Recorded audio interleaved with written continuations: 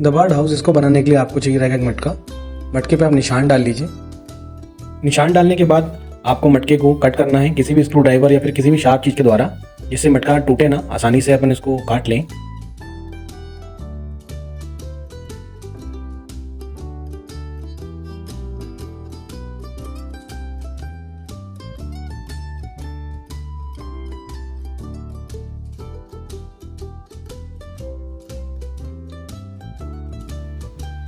मटके को अगर अपन पेचकस या किसी भी चीज़ से ठोक के ज़्यादा कोशिश करेंगे ठोकने की तो मटका टूट भी सकता है, इसलिए सावधानी रखना आप लोग। मटका काटते टाइम देखिएगा कि मटका टूटे ना।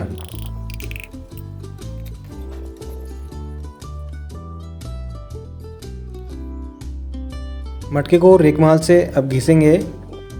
घिसने के लिए आप इसको हल्का हल्का आराम से घिसें, अंदर बाहर थोड़ा सा ध्यान रख के घिसें और ज़्यादा प्रेशर ना डालें।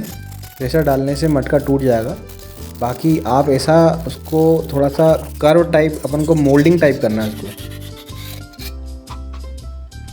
मटका एकदम फिनिश हो चुका है। आप उसको थोड़ा सा और अपनी तरीके से फिनिशिंग दे सकते हैं, हाथ लगा के देख सकते हैं।